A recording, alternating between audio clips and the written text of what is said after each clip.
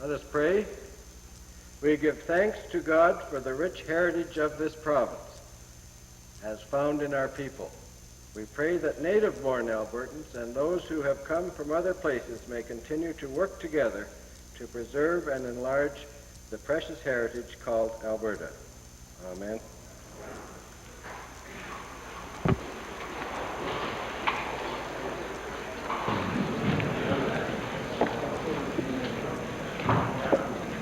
Introduction of visitors. Presenting petitions.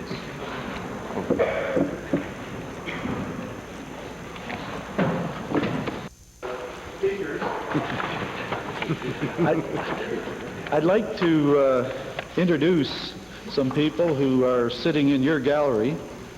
These are the people who make up the Premier's Council in support of Alberta families. I'm very pleased that they're going to be making this contribution to our province, and pleased that they're here today. Sitting in your gallery are Mrs. Paulette Patterson, Mr. Dennis Martin, Ms. Renee Demour, Mrs. Deanna Johnson, Mrs. Carolyn Pettifer, Dr. Stephen Genuis, Mrs. Margaret Alexander, Mr. Gerald Murtick, and Ms. Sandy Carlisle. Now, also members of this council, although they are members of our assembly, are the member from Slave Lake, and the chairman is the member for Red Deer, Mr. Day. So, Mr. Speaker, I wonder if the members would recognize these people who will be making an outstanding contribution, I'm sure, to the people of Alberta.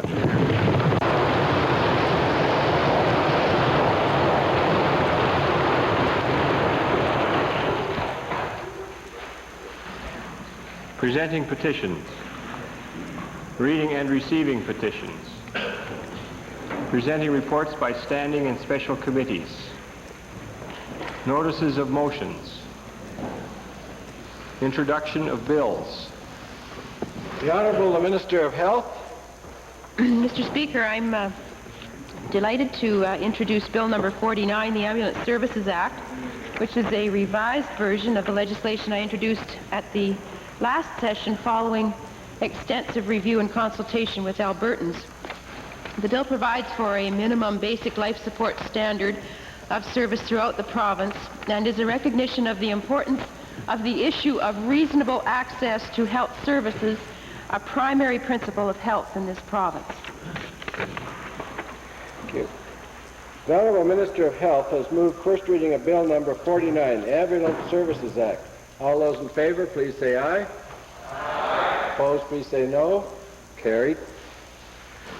Bill number 49, Ambulance Services Act, introduced by the Honourable Mrs. Betkowski, is now read a first time. The Honourable Minister of Municipal Affairs. Mr. Speaker, I beg leave to introduce a bill being the Municipal District of Badlands number 7 Incorporation Act. This bill has as its purpose to incorporate ID number 7 into a municipal government. In the mid-1980s, the government made a commitment that if this ID could show financial independence, then we would consider making it a municipality. At this time, they have done that, and the intent of the bill, upon proclamation, would make the ID a municipality in this province. The Honourable Minister of Municipal Affairs has moved first reading of Bill number 17, Municipal District of Badlands number 7 Incorporation Act. All those in favor, please say aye. Aye. Opposed, please say no. Carried. Bill number 17, Municipal District of Badlands number 7 Incorporation Act, introduced by the Honourable Mr. Speaker, is now read a first time. The Honourable Member for Edmonton Mill Woods. Mr. Speaker, on behalf of my colleague, the member for Edmonton Strathcona, I request leave to introduce Bill 275, the Unfair Contract Terms Act. This act attempts to make most clauses of contracts, which for practical purposes are drawn up by only one of the parties, answer to a test of reasonableness, and also a couple to be outlawed altogether, so that few ordinary persons are caught out by the fine print of many contracts. The Honourable Member for Edmonton Willwoods has moved first reading of Bill number 275 on behalf of the Honourable Member for Edmonton Strathcona. Bill 275 is the Unfair Contract Terms Act. All those in favor, please say aye. Aye. Opposed, please say no. Carried. Bill number 275, Unfair Contract Terms Act, introduced by the Honourable Member, Mr. Gibault, is now read a first time. Speaker, I move that Bill 17, the Municipal District of Badlands Number 7 Incorporation Act, be placed in the order paper under Government Bills and Orders. Having heard the motion by the Honourable Deputy Government House Leader, all those in favor, please say aye. Aye. Opposed, please say no. Carried. Tabling returns and reports.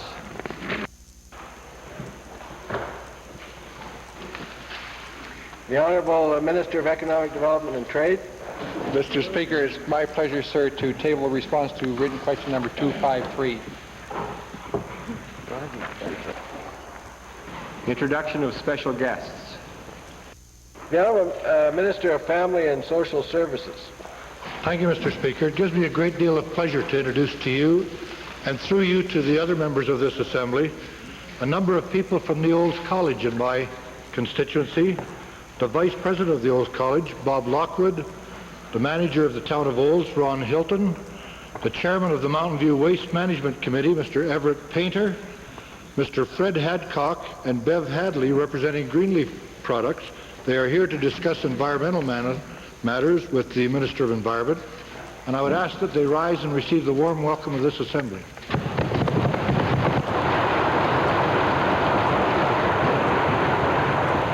The Honourable Minister of Recreation and Parks. Yes, Mr. Speaker, I have rather an exciting introduction today, seeing that it is Canada Fit Week throughout the province.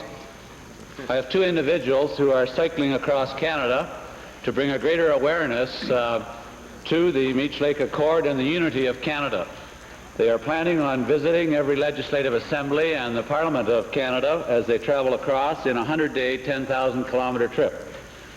They are Douglas Bell from the University of Western Ontario. He's a third-year law student, and Norel Amid, a second-year law student from Victoria University. They are also accompanied by their sponsors from Canadian Club, Babe McAvoy, the regional manager, and Dennis Cassian, district manager of Hiram Walker and Sons. And I would wish them well on their journey and to unite this country. And I ask them to receive the warm welcome of this House. Good luck. The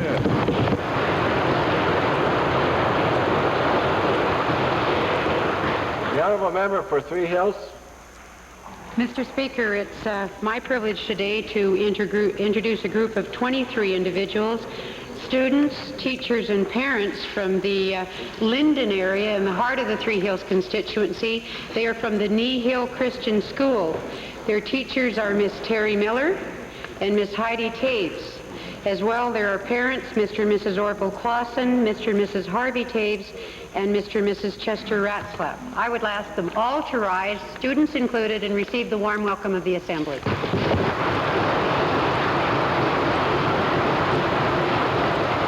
Honourable Member for Leicester Slave Lake.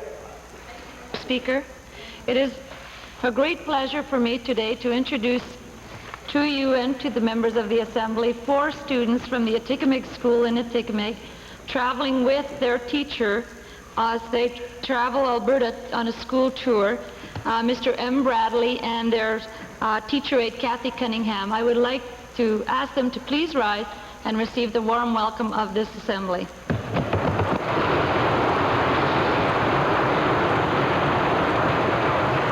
The Honourable Member for Innisfail. Mr. Speaker, I'd like to introduce to you and to the members of the Assembly 23 grade 5 students from the Penhold School, along with their teacher Edith Shepard, and parents Mrs. McKay, Mrs. Joby, and Mrs. Holman. I would ask them to rise and receive the warm welcome for the Assembly.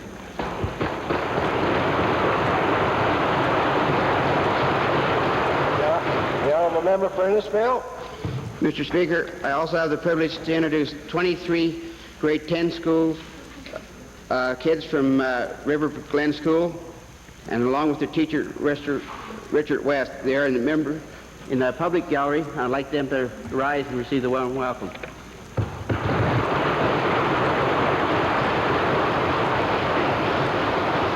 The honourable member for Stony Plain. Thank you, Mr. Speaker. It gives me great pleasure to introduce to you and to the members of the legislature, on behalf of my seatmate, the honourable member for Edmonton-Belmont, who will be here in time for pictures, 11 students from the M.E. Lazert Challenge program who are accompanied by their teacher, Kim Maleko. I'd ask them to rise and receive the traditional warm welcome in the assembly. They're seated in the public gallery.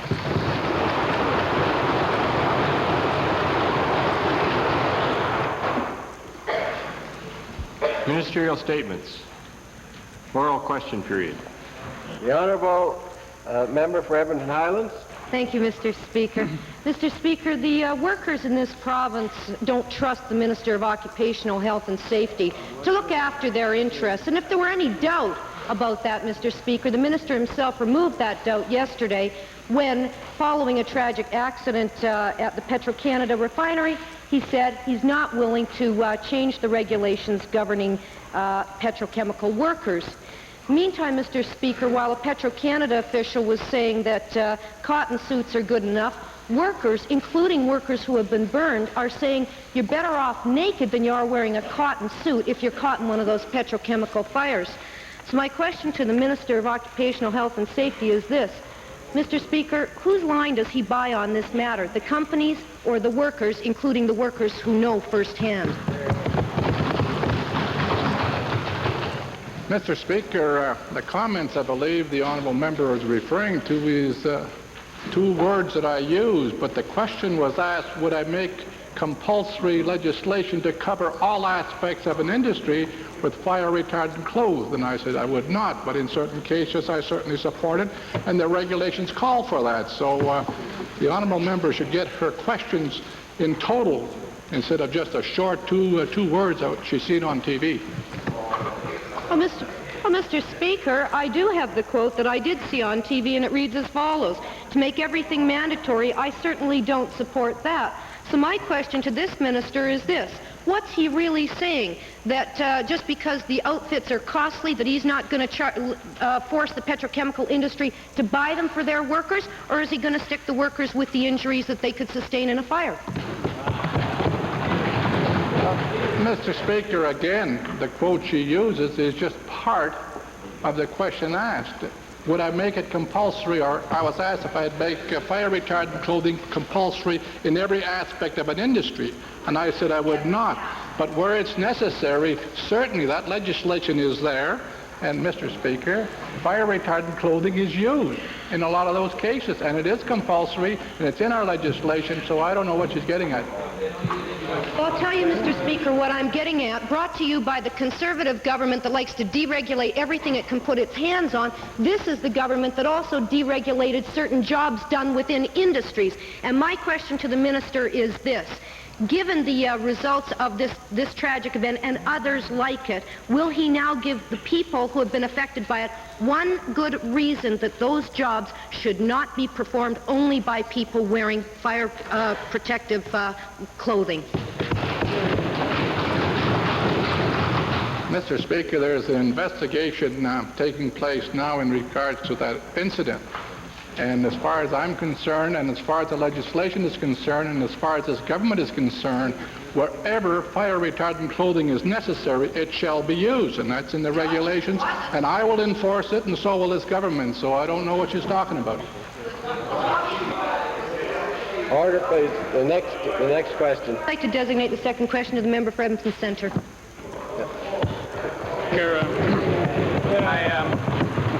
I'm very pleased, Mr. Speaker, to have an advanced copy of the Ambulance Services Act, which the minister finally tabled today after many years of debate. And I can't believe how unfair it is, Mr. Speaker, to so many Albertans. It, in fact, has not lived up to the very excellent Schumacher report and its many good recommendations in that report, nor the expectation of many of us that this bill would be the state-of-the-art ambulance legislation in the province to integrate emergency health services as part of the universal health care system. The bill is unfair for doctors who, with the New Democrats, have been calling for a provincially integrated air and ground system together, Mr. Speaker. not to mention treaty Indians who are offended by this bill, Mr. Speaker. But what I'd like to ask the minister today, Mr. Speaker, has to do with the greatest unfairness about this bill that I feel, which is that the added burden that it puts onto local municipalities and the local tax base. I would like to ask the minister how she can possibly, with any credibility, impose all of these necessary minimum standards, but not offer the dollars available to the district boards and the municipalities the funding they need to implement and operate this new ambulance service. Well, I'm pleased, Mr. Speaker, that the honourable member with his keen interest in health is pleased with our Bill 49, because I agree with him that I think it's something that we want to see in this province, and I'm very proud to stand and represent the government in introducing the bill. The Act has been widely consulted, Mr. Speaker, since it was last introduced in this legislature and allowed to die in the order paper, and then comes into this session. I don't understand what the honourable member means when he says there's been an unreasonable delay. Certainly the principles of the Schumacher report have been very well embodied within that legislation, and I look forward to discussing the bill and its contents during second reading in the Assembly. What about the money? Mr. Speaker, the Alberta Urban Municipalities Association and many others just don't think that Section 5, which says that the local boards can go and operate fundraising events to finance their ambulance service. What do we come to in the province that they have to have fundraising events to operate vital ambulance services? Bake sales next. Bake sales. Can the minister also, with any degree of fairness, say how that she can, with respect to this bill, on the one hand, establish a basic minimum service, which is the basic life support service for all ambulance operators, and then on the other hand, waive that basic minimum standard and say, well, if you can't meet it, don't worry, you can have a lesser service. Isn't that a two-tier ambulance service for Albertans, Mr. Speaker? Yeah. Well, Mr. Speaker, with respect to the funding question, I'm not aware of a piece of legislation that provides for grant amounts in the actual legislation itself. What it does provide for is the minister or the lieutenant governor in council may make grants with respect to legislation. Those are not contained in the legislation, nor should they be. Secondly, with respect to funding, the issue of municipalities, we have given municipalities a far broader choice in the bill, if the honourable member would care to read it more carefully than he obviously has, with respect to how they may solicit funds or requisition funds within their local municipality. Thirdly, just to bring them up to date on what health is about in this province, right now we don't really have a minimum standard across the province, albeit we've reached a very high level of basic life support in this province. There are some areas of the province that are in very dire need of support for health services. It's my intention, with a review that's provided for in the legislation, to have a ministerial permission to be below basic life support until such time as that level can be brought up to basic life support. I think it's an appropriate approach in recognition of municipalities who might find it very, very difficult to meet the standard, but it's one that we plan to meet in a very short and the shortest possible time within this province in the interest of the health of all Albertans, regardless of where they live in Alberta. How many Albertans will continue to receive a lower and inferior quality of ambulance services because of that provision, which gives a great loophole for a lesser quality of care?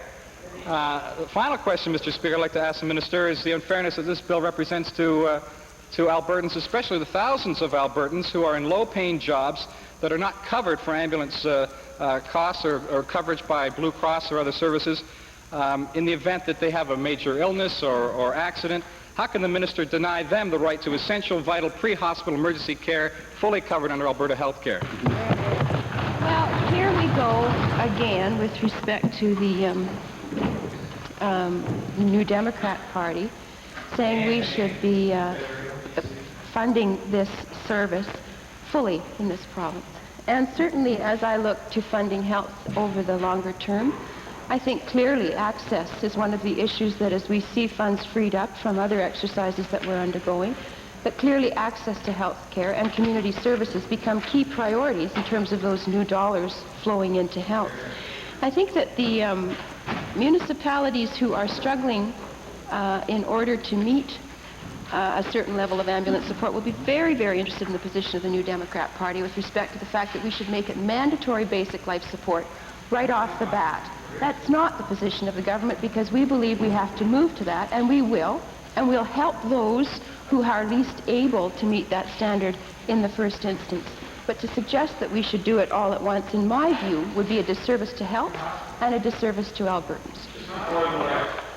The Honourable Member for Edmonton Glengarry, the Leader of the Liberal Party. Thank you, Mr. Speaker. Mr. Speaker, a lot of Albertans had great expectations of what the Minister of Environment could do to protect Alberta's environment. Unfortunately, those expectations have been shattered. And I think to a large measure because of the directions that he has received from Premier. The Minister is not allowed to take his own legislation through this Assembly. The Minister isn't allowed to attend private meetings with ALPAC officials. The whole issue of the process involved in ALPAC is an embarrassment to Albertans. And now we have the Dayashawa matter, giving a company the end run around Alberta's environment. My first question to the Minister is this. Given that Albertans have had to spend some $400,000 to get Yako Puri to do a review of the review of ALPAC, and given that Yako Puri has yet to give us that report or make public that report, how is it possible that the Minister can say that the review of the second proposal for ALPAC is quite satisfactory before this Yako Puri report is even received?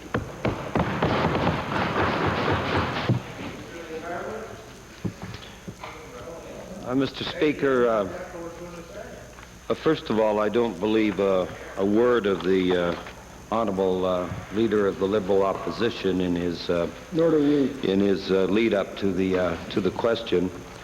But notwithstanding that, the comments that he alludes to in the press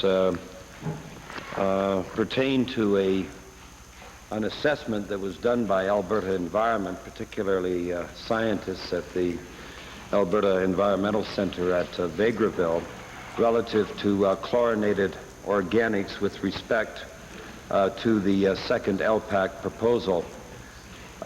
They did a fairly detailed assessment of the revised ALPAC proposal, and they are satisfied that basically all chlorinated organics have been eliminated, and I'm satisfied that that report is complete and accurate.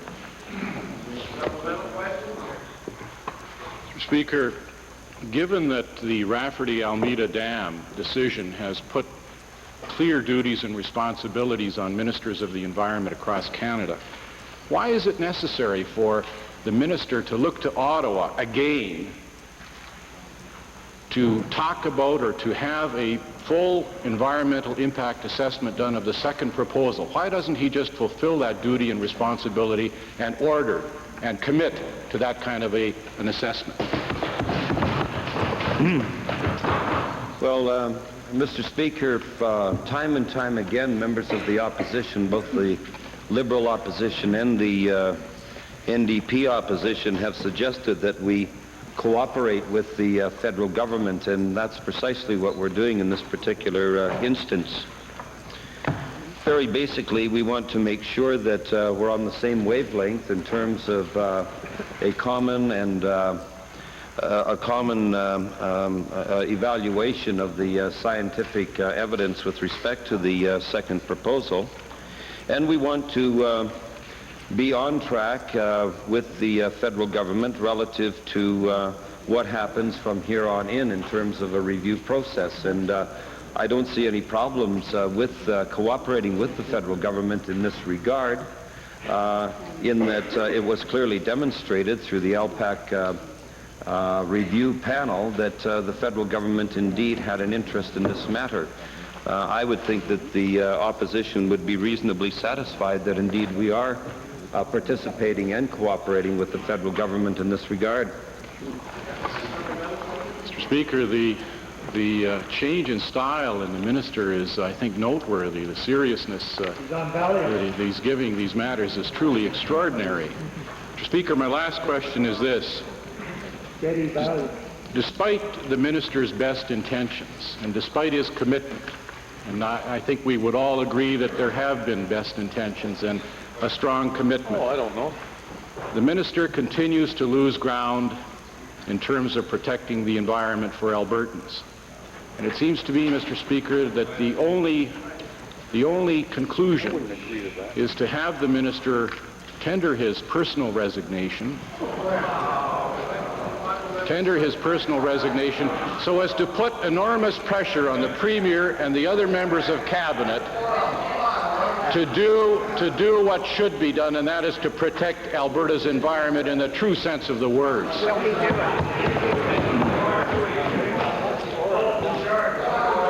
Well, Mr. Speaker, the last time that was suggested by a member of the opposition, I went to the Premier and I said, Premier, what do you think about me tendering my resignation? And the Premier said, well, I'll think about it. And he's still thinking about it.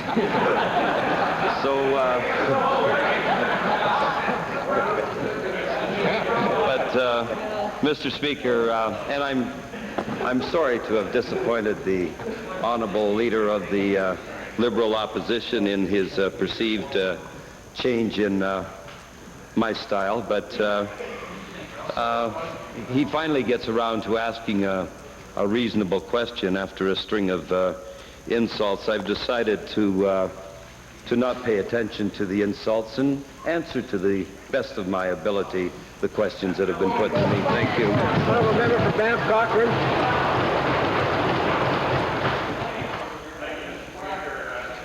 This past weekend, the Banff Cochrane constituency experienced the wrath of Mother Nature when, as a result of significant rainfall in the Rocky Mountains, there was substantial flooding throughout our constituency. Not only was there severe damage to the surroundings, as evidenced by a declaration of a state of local emergency in the town of Canmore when the Cougar Creek Dam burst on Friday evening, but in point of fact, we even lost two of our constituents from the Cochrane area as a result of very severe water level problems, one drowned crossing a creek and the other while scuba diving. This is a very serious matter, Mr. Speaker, and my question is to our Minister of the Environment. In light of this severe emergency matter, what plans are in place and what in fact is the Department of the Environment doing to alleviate the problems that began over this weekend? Well, Mr. Speaker, the honourable member refers to the Cougar Creek dike, which was erected some time ago to protect a subdivision in Canmore, and as a result of the heavy rains and the very fast snow melt, it overtopped and was damaged severely. The town, with the assistance of Environment and Public Works Supply and Services, started remedial repairs on Saturday and have put some semblance of a dike in place to trap the debris and contain the water. I guess we can pray that the rain stops down there and that in conjunction with that we don't get a lot of sunshine to speed up the snow melt. But later this summer we will work with the town along with PWSS to strengthen and reinforce that dike. Thank you, Mr. Speaker. Just carrying on the Minister's comments about the snow melt, I happened to be up at Bow Summit on the Jasper-Banff Highway some 10 days ago, and I was absolutely amazed at the level of the snowpack that is still up in the high country. In light of that, and I'm sure that the Minister and his department are well aware of the significance of the snowpack, is there a contingency plan that the department has developed in the event that we get a severe runoff as a result of a increase in temperature and a quick meltdown? No.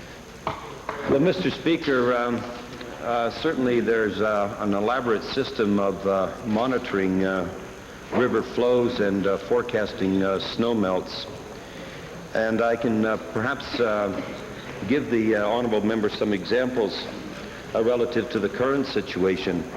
For instance, beginning on Friday, May 25th, the River Forecast Center was in close contact with a number of agencies, including Alberta Public Safety Services.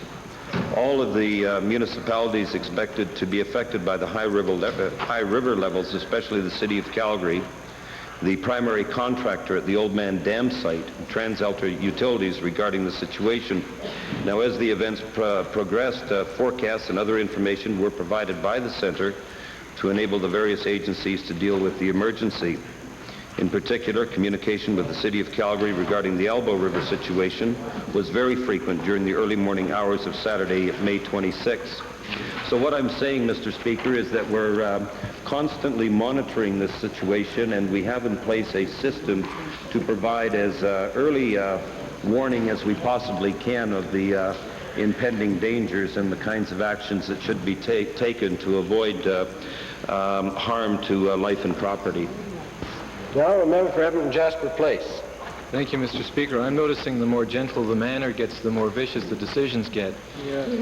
Alberta Environment's commitment, you remember that? It was delivered in December the 14th, 1989 at the ALPAC EIA Review Board hearings in Prosperity.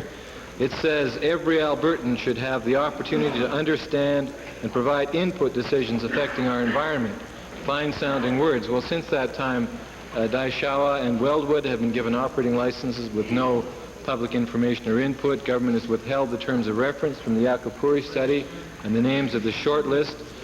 Government has decided that they and they alone have access to the names of polluters who violate their pollution control permits. They've even decided to privatize and slaughter elk for meat sales with no public input. I know the government doesn't like to hear this list, but it goes on and on and on. Albertans get the mushroom treatment. They're kept in the dark and fed commitments. So I just wondered, yesterday the Minister of the Environment announced that his department has completed a secret review of a still secret proposal from the Alberta Pacific Forest Industries Company, and he's declared himself satisfied. I wonder if in future when he issues commitments like this, he'll put a warning that says, do not believe a single word you read herein. Well, Mr. Speaker, in that there was no question posed, I don't think I can answer it. Well, in that case, you don't listen. Not only has ALPAC ordered the entire wet end of their pulp mill, but they have recently leased a large number of apartment buildings, apartment units in the town of Athabasca. And they've told some of the local people they will be making an announcement on the green light for this proposal in the month of June 1990. Now that the minister has conducted his own review, will there be order in the Assembly, Mr. Speaker?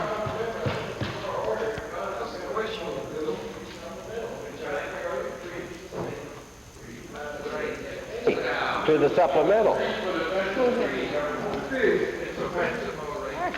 Now that the minister has conducted his own review, honourable members had plenty of opportunity to lay the groundwork for his question and supplemental. He has had, the chair has been very relaxed and easy with him, but the chair is not prepared to hear another 3 or 4 minute speech on the subject. Supplemental, please. Mr. Speaker, most of the time has been taken up by caterwauling from the Tory backbenchers over there. My question is simple. Now that the minister has conducted his own review and declared himself satisfied, will he now make the proposal public, give it to an independent scientific board, and direct them to hold public hearings?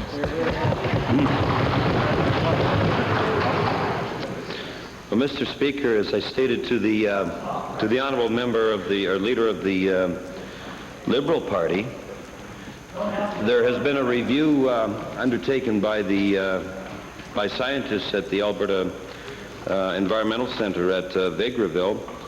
That review indicates that they are satisfied that chlorinated organics will be eliminated from this particular process, and on the basis of that, I'm satisfied insofar as our Alberta officials have done a sufficient review. We want to see what the federal government has to say about this matter and consult with them on a cooperative basis as to where we go from there. The honourable member for Calgary-McKnight. Thank you, Mr. Speaker. Mr. Speaker, the University of Alberta General Faculties Council has passed a plan to reduce full and part-time enrollment by 1,600 students in 5 years. They've had to do this in order to maintain quality in light of inadequate funding. The Minister of Advanced Education has been quoted as saying that if universities cut their enrollment, operating grants will also be cut. a heads I win, tails you lose scenario. My question is to the Minister of Advanced Education. Does the University of Alberta risk having their operating grant cut by reducing their enrollment, and if so, by how much? Mr. Speaker, I'm aware that the General Faculties Council at the university has made a recommendation to the board with regard to reducing enrollments. I've not heard anything at this point from the Board of Governors who, in my reading of the Act, are the people responsible for accepting a recommendation or rejecting a recommendation of GFC. So until I receive that from the board, it's really not fair for me to be making any comment. Mr. Speaker, the very fact that they would recommend that is indicative of the crisis facing not only the University of Alberta, but all of our post-secondary institutions. Grant MacEwan College Vice President Dr. T.C. Day, at their April 28, 1990 convocation said, and I quote, "It is more than somewhat of a disturbing reality that access to post-secondary education in our province is no longer available to all who are capable and who deserve it. This government is moving towards the slow disintegration of our post-secondary system."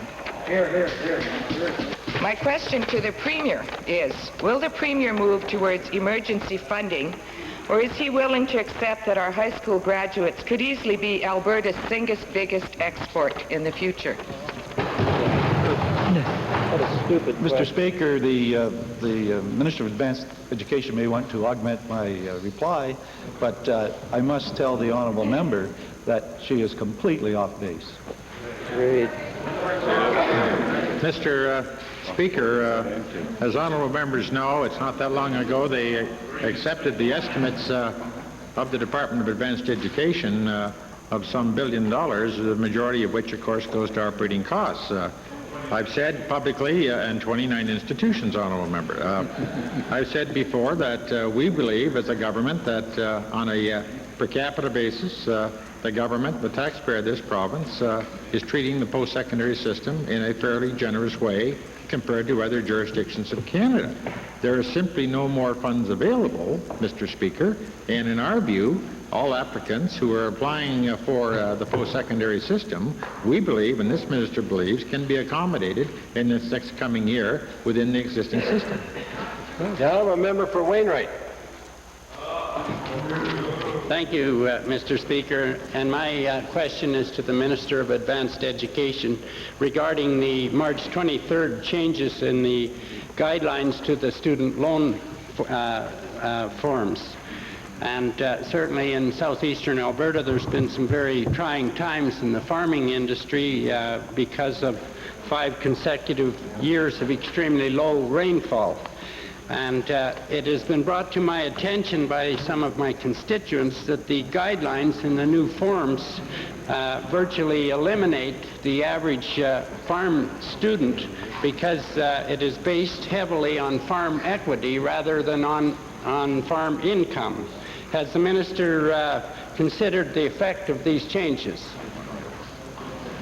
Mr. Speaker, as members will recall, as a result of visiting and meeting with student groups throughout the province, there seemed to be the view that the student loan program was not fair and equitable to all Albertans. Part of that reason was if you worked on a salary, your income was considered as a factor in assisting or contributing toward your child's education, not so with regard to those who were in business for themselves. As a result of that review, Mr. Speaker, it was determined that indeed parents with sizable assets should be contributing to their children's education. It has come to my attention that we have such groups in Alberta as farmers who are perhaps land poor and don't have that income. I have now had occasion to review the whole question of the student asset system, Mr. Speaker, and will be announcing to honourable members shortly a revision of that very formula. Yes, to the minister, has there been applications already been sent in from farm students that have been turned down? And if so, what are we doing about it? Mr. Speaker, there have been some applications received, and there appears to be some confusion with regard to the assessment based on assets. The Student Finance Board is now reviewing those applications, and future applications will have an insert into them indicating what the new formula will be. The honourable member for Calgary Forest Lawn, followed by Edmund Goldbach. Mr. Speaker, we now see that Phase 2 of the Solicitor General's new liquor sales policy involves extending off-sale opportunities to hotels in communities of 20,000 or less. Mr. Speaker, the Minister has admitted that this policy may result in the closure of liquor outlets in some of these communities and certainly reduce services, as in the town of Gleason, which has seen plans for a recent ALCB outlet cancelled. To the Minister who likes to quote out of context, also known as the Solicitor General, how does this Minister justify eliminating these jobs for Alberta Liquor Control Board workers and subjecting even more Albertans to the inconvenience and expense of either driving further to a liquor store or paying higher prices at the privatized liquor outlets? Yes. Mr. Speaker, I guess we'll be at Phase 2 today and Phase 3 tomorrow on this matter of liquor sales. What we're trying to do, and I'll repeat again, is rationalize the retail sales of liquor in the province of Alberta in such a manner that it will be more convenient for the many of Albertans without a store in their particular area. And I do acknowledge to this House, Mr. Speaker, that there are in fact instances in Alberta where liquor stores have been put in where in fact they should not have been put in. They are not by any means an economically viable operation in some areas, and I think it is the responsibility of this government, and more so my department in charge of ALCB, to look at all areas there to see where there can be any savings in the efficient operation of this province. Yes, thank you, Mr. Speaker. Well, these changes have nothing to do with providing Albertans with well-run, well-regulated liquor industry.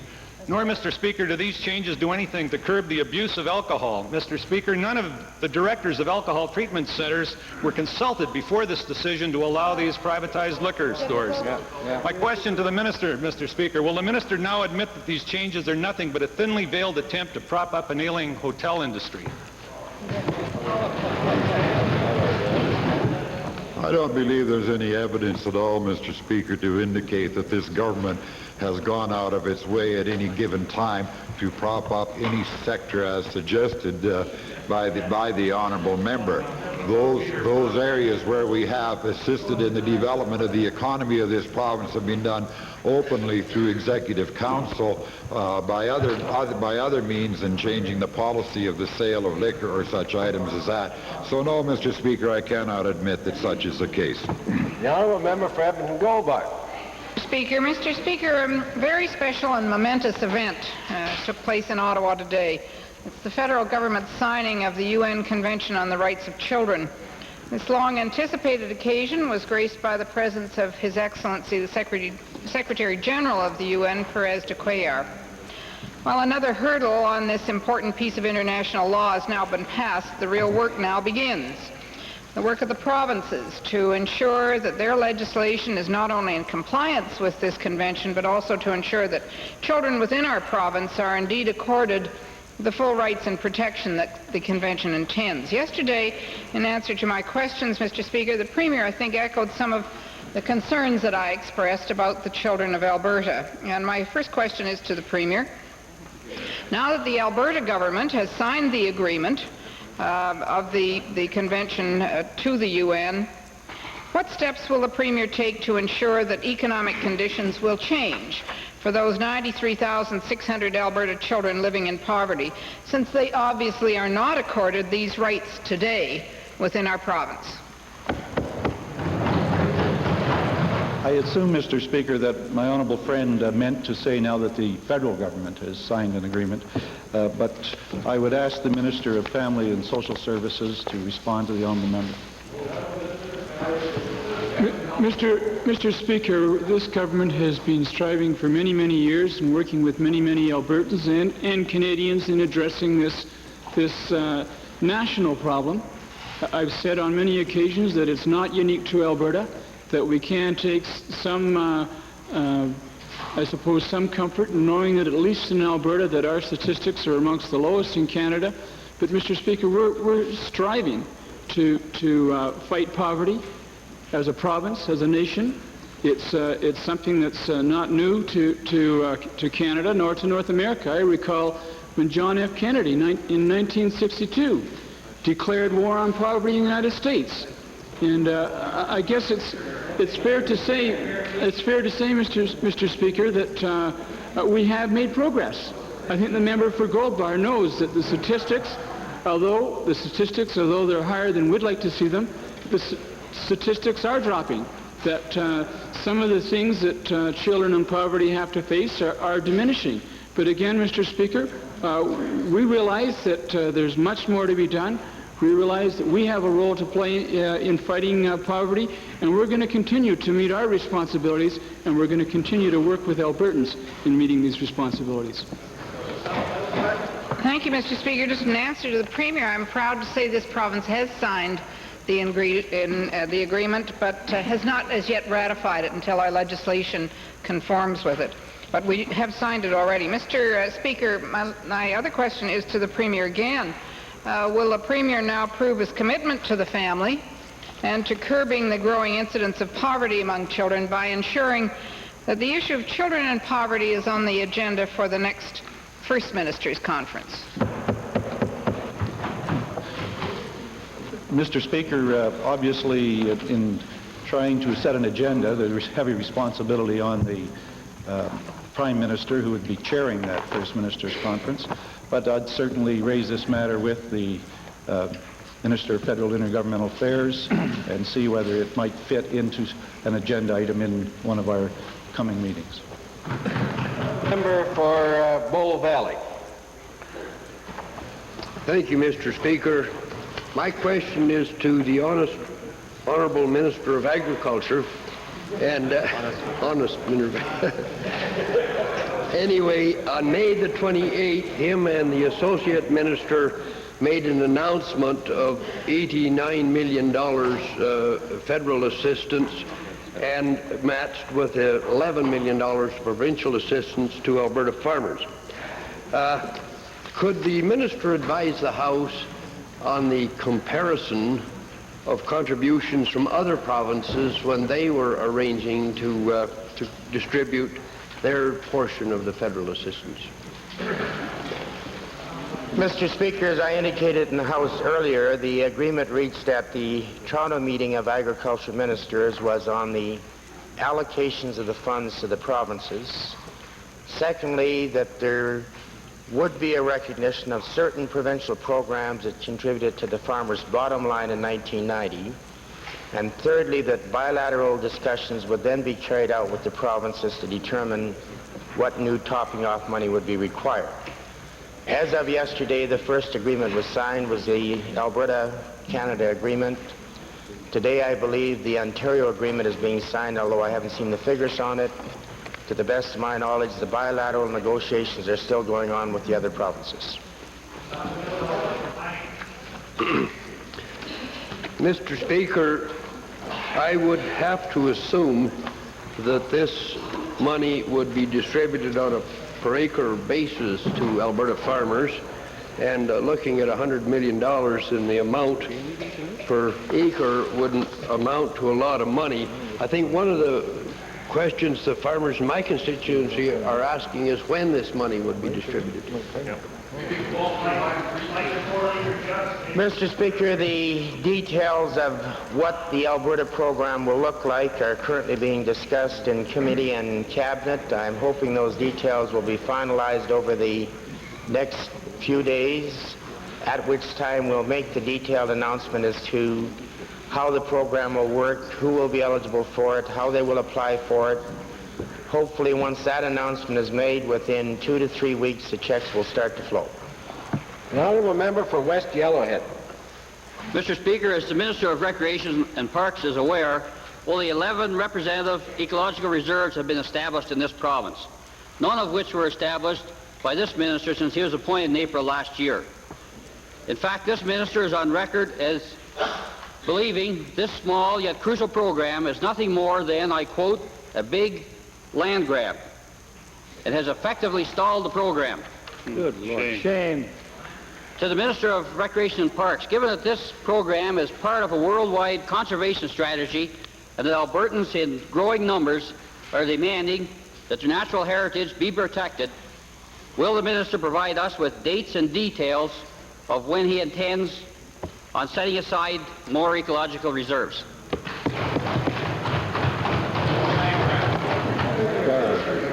Mr. Speaker, the Ecological Reserve Program was started in 1981 in this province through an enactment of this legislature.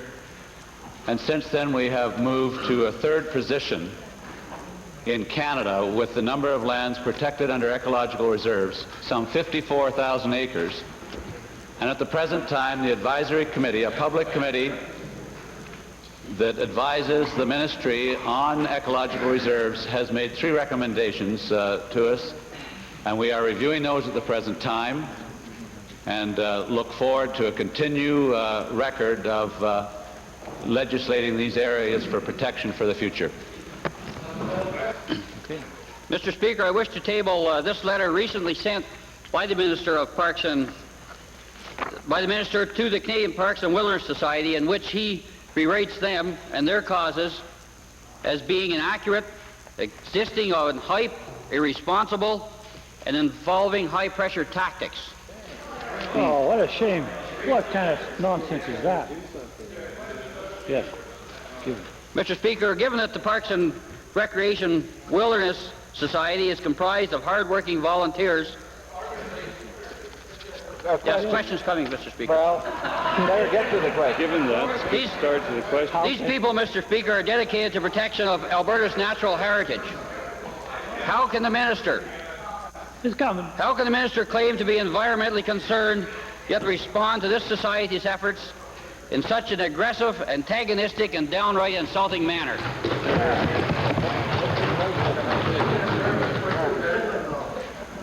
If pointing out the true facts is antagonistic, then I'll rest my case. The Honourable Member for West Block Sturgeon. The Honourable Member for West Block Sturgeon.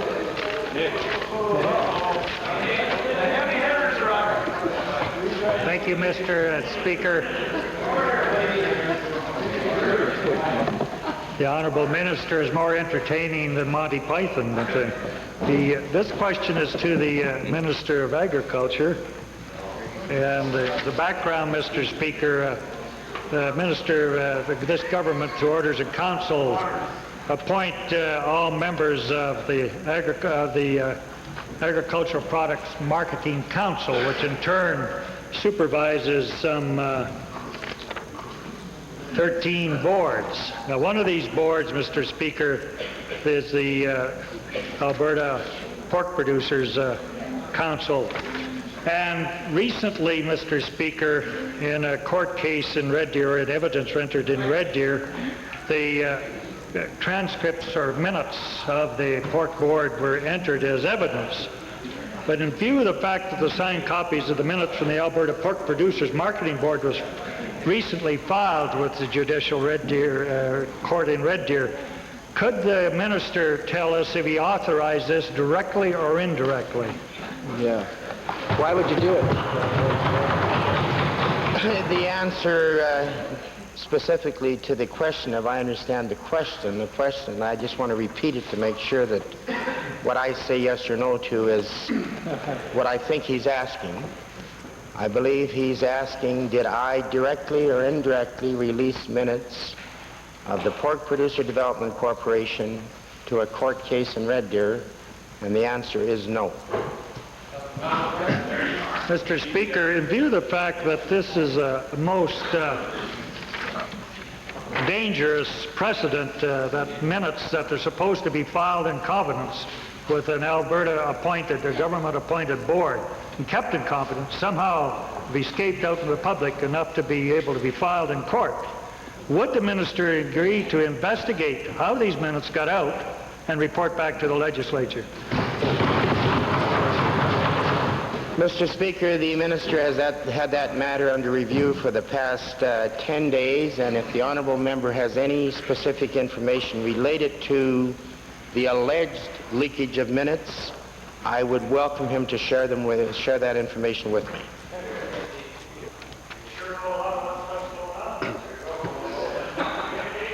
The honourable member for Stony Plain.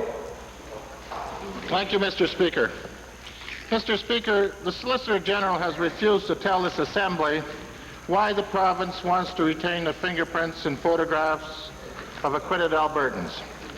However, he has pointed out in writing that this information is not under any circumstances made available to the public, and I repeat, to the public. Given that the province has an information sharing agreement with the Canadian Security Intelligence Service, better known as CSIS, can the Solicitor General guarantee that the information held by the province on acquitted individuals will not, under any circumstances, be made available to CSIS? Mr. Speaker, CSIS does not have to come to the Attorney General's Department for any information. They can go to their own Department of Justice and get precisely that which we would hold on record in any case. Boy, there's a real guarantee. Mr. Speaker, that is totally an incorrect statement because they don't retain it. However, the information management system in this province is administered by the Department of Public Works. Given that information such as fingerprints can end up in places such as the Remand Center archives, which is directly under the Minister's control, can the Minister of Public Works guarantee that such information will not be shared with CSIS? Mr. Speaker, one of the reviews that I currently have underway right now is this whole question of the battery of information that the province retains in its records. And over the last decade, since 1905, we've had a horrendous amount of paper that is part of the inventory of government records. As a matter of fact, Mr. Speaker, I asked somebody to give me an analogy a little while ago as to exactly how much paper would this entail. And if you could visualize a football field, it would be, I think, 9 feet high of paper covering one football field. That's part of the archives of the province of Alberta. So we currently have an interdepartmental committee, honourable member, that is looking at how much paper is necessary for us to retain. And I would sincerely hope that given a matter of months, surely within the next year or so, that we would be able to make some kind of a decision as to what information we want to retain for the future.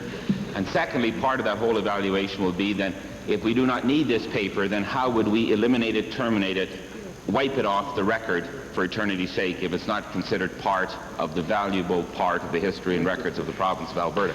And I would sincerely welcome any suggestions that would be forthcoming from the member of Stony Plain as to how we specifically deal with any particular record that's currently now stored by the province of Alberta. Order, please. I want to congratulate, the Chair would like to congratulate honourable members. We've dealt with 13 questions, an advance of 2 over yesterday, leaving only 2 on the list. So keep working in that direction. Could we revert to introduction of special guests? Agreed? Opposed? Carried. The honourable member for Ponoka-Rimbey. Mr. Speaker, this afternoon it's my pleasure to introduce to you and through you to members of the Assembly 59 students from the elementary school located in the friendly town of Rimbey. Mr. Speaker, they are accompanied by their teachers Jim Moore and Ken Stemo, and parents Don Service, Mabel Cryle, Barb Penier, Laurie Reeves, Karen Wilkie, Susan Koofs, Val Nykirk. Mr. Speaker, they are located in the members and public gallery, and I would ask them to stand and receive the warm welcome of the Assembly.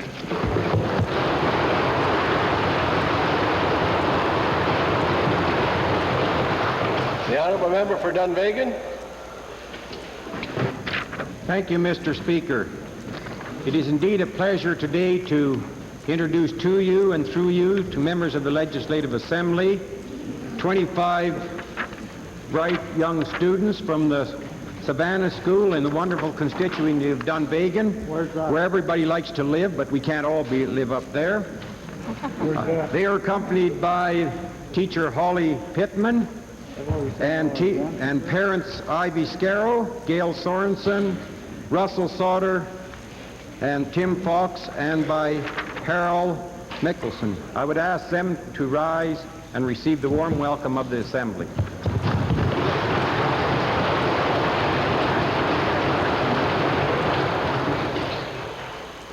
Order, please. Before calling the orders of the day, the chair inquired yesterday about whether or not the honourable member for Calgary Mountain View would like to respond with respect to the honourable provincial treasurer's point of order about possible unparliamentary language being used yesterday.